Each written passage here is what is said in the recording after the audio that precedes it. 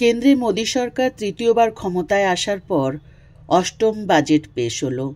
আজ 1 ফেব্রুয়ারি 2025 অর্থমন্ত্রী নির্মলা সীতারমণ পেশ করলেন অষ্টম বাজেট। বড় বড় একাধিক ঘোষণা করেছেন। কোনো কোনো জিনিসের ওপর কর ছাড়া হয়েছে, কোনো কোনো জিনিসের ওপর আবার কর বসানোও হয়েছে।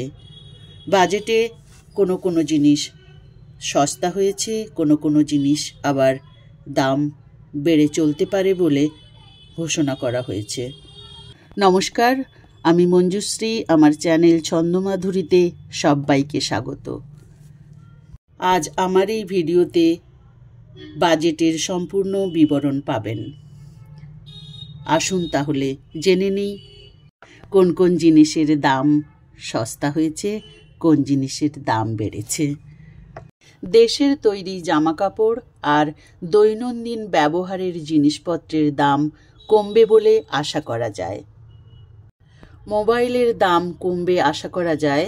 মোবাইল ও গাড়ির ব্যাটারির লিথিয়াম ব্যাটারিতে শুল্ক ছাড়ের ঘোষণা করা হয়েছে। এলসিডি এবং এলইডি টিভির দাম কমবে আশা করা যায়।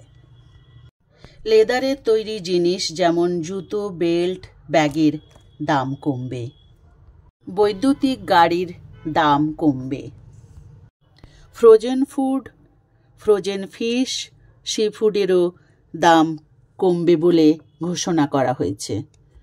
কোবাল্ট পাউডার আর লিথিয়াম আয়ন ব্যাটারির বর্জ্য, স্ক্র্যাপ, জিঙ্ক, সীসা, দস্তা এবং আরও 12টি গুরুত্বপূর্ণ খনিজের উপর মূল কাস্টম শুল্ক প্রত্যাহার করা হয়েছে। হস্তশিল্প রপ্তানির সময়সীমা 6 মাস থেকে 1 বছর বাড়ানো হয়েছে। দরকার হলে আরও 3 মাস বাড়ানো হবে। শুল্ক মুক্ত করা হয়েছে এদের।